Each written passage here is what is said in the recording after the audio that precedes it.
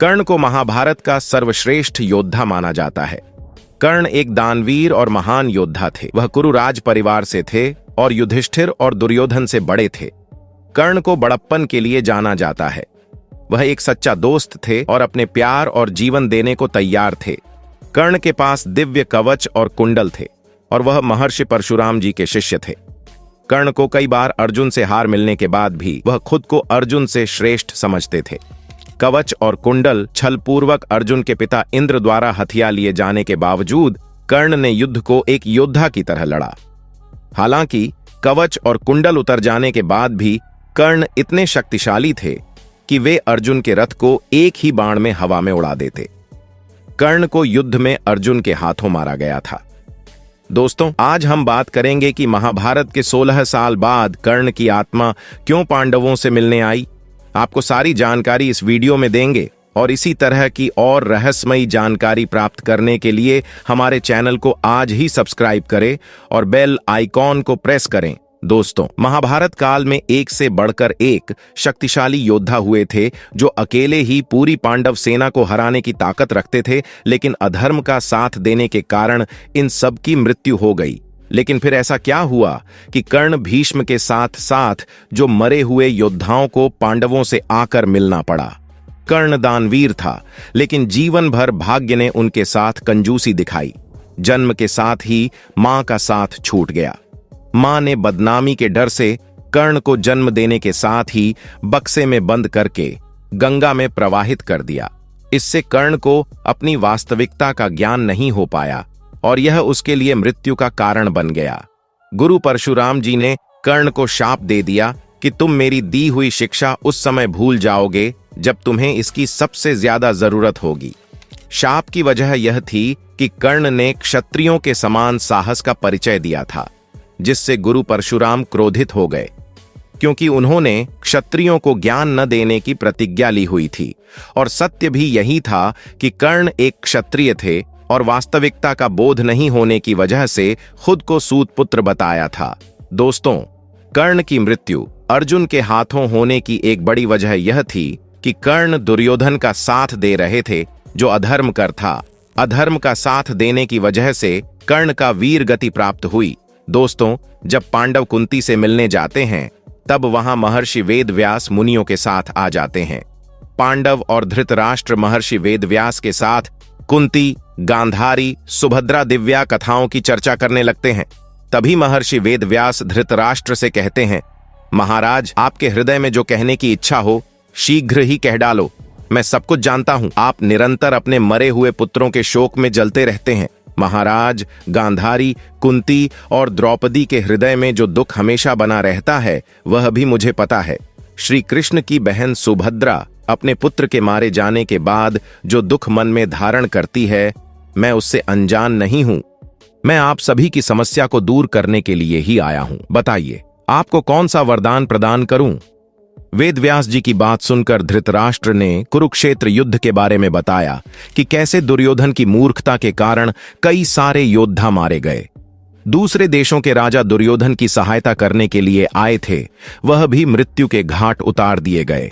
धृतराष्ट्र की सारी बातें सुनकर वहां बैठे सभी लोग मरे हुए योद्धाओं के बारे में सोचकर शोक करने लगे। यह सारी बातें सुनकर माता गांधारी वेदव्यास से कहती हैं, मेरे पुत्रों को मरे हुए 16 वर्ष बीत गए हैं, लेकिन राजा धृतराष्ट्र आज भी अपने पुत्रों के शोक में है। वह आज भी उनके शोक में विलाप करते हैं। आप तो अपने तपोबल से दूसरी सृष्टि का निर्माण भी कर सकते हो, तो एक बार राजा धृतराष्ट्र को उनके मरे हुए पुत्रों से मिलाना आपके लिए कौन सी बड़ी बात है? द्रौपदी मुझे अपनी सारी पुत्र वधू में सबसे अधिक प्रिय है। इस बेचारी के भाई, बंधु, पुत्र सभी मारे गए हैं, जिससे यह बहुत दुखी रहती है। श्री कृष्ण की बहन सुभद्रा हमेशा अपने पुत्र अभिमन्यु के वध से दुखी रहती है। जब गांधारी ने यह कहा, तब कुंती ने अपने महातेजस्वी पुत्र कर्ण को याद किया। तब महर्षि वेदव्यास ने कुंती को देखा तो उन्होंने उनसे पूछा कि देवी, आप क्यों शोक में डूबी हो? कुछ कहने की इच्छा हो तो कहो। तब कुंती ने सिर झुकाकर महर्षि वेदव्यास को प्रणाम किया और लज्जित होकर उन्हें कर्ण के त्याग के बारे में बताया।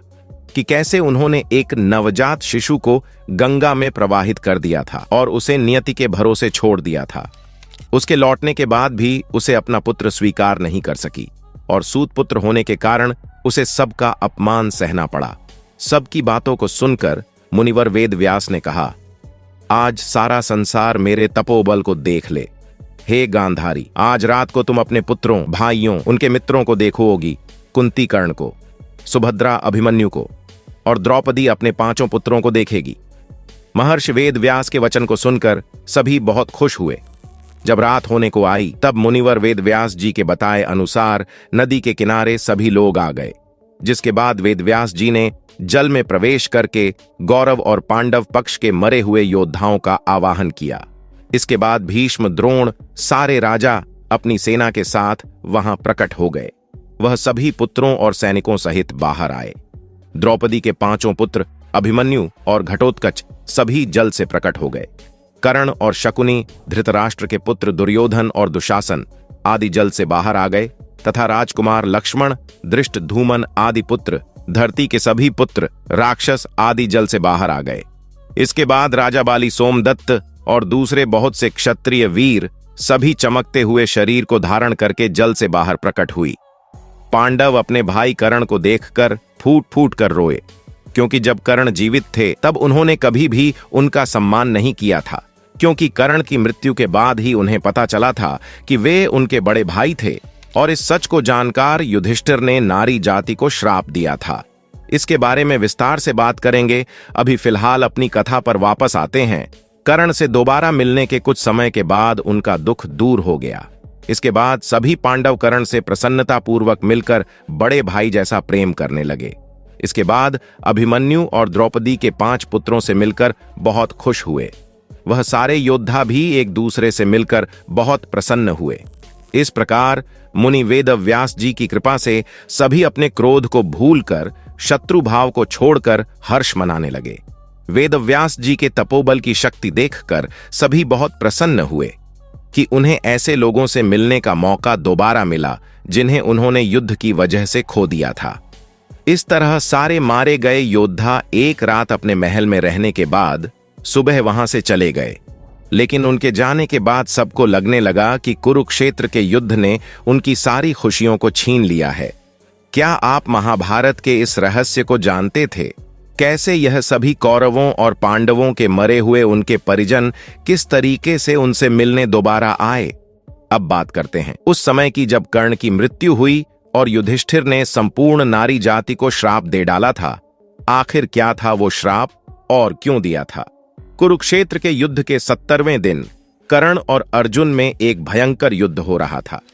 युद्ध के दौरान जब रथ का पहिया भूमि में धंस गया तो कर्ण ने अर्जुन से कहा कि हे अर्जुन, तुम 2 घड़ी प्रतीक्षा करो जिससे मैं इस फंसे हुए पहिए को निकाल सकूं।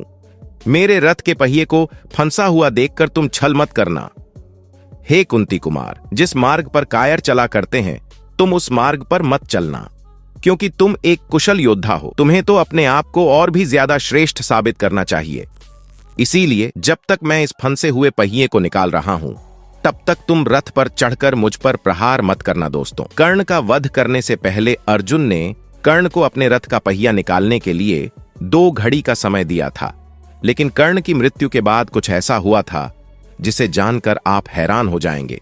जब अर्जुन ने कर्ण का वध किया तब कर्ण के शरीर से रक्त की धाराएं बह रही थीं और उनका सर धड़ से अलग हो गया था। लेकिन फिर भी कर्ण का शरीर सूर्य के समान चमक रहा था। शेर की मृत्यु के बाद भी हिरण जिस तरीके से उसे देखकर भयभीत हो जाते हैं, उसी प्रकार कर्ण की मृत्यु के बाद भी उनके शरीर को देखकर पांडव भयभीत हो गए थे। कर्ण की मृत्यु से संपूर्ण ब्रह्मांड में मातम छा गया था। नदियों का प्रवाह रुक गया था। तब सूर्य देवता अस्त हो चले थे। कर्ण की मृत्यु के बाद शल्य भागते हुए दुर्योधन के पास पहुंचे और दुर्योधन से बोले, आज कर्ण ने अर्जुन को लगभग मार ही डाला था, लेकिन आखिर में अर्जुन ने कर्ण का वध कर दिया। लगता है विधाता पांडवों के पक्ष में रहकर उनकी रक्षा कर रहे हैं। कर्ण के वध का संदेश सुनकर दुर्योधन की आंखों से आंसू बहने लगे। शौक से वह मूर्छित होकर जमीन पर गिर पड़े। इसके बाद जब दुर्योधन को होश आया तो उसने प्रण लिया कि वह आज ही अर्जुन और श्री कृष्ण को मारकर कर्ण के आरण से मुक्त हो जाएगा। तो दोस्तों, यदि हमारी आज की वीडियो पसंद आई हो तो एक लाइक करके आगे भी ऐसे वीडियो देखते रहने के लिए चैनल को सब्सक्राइब कर दें।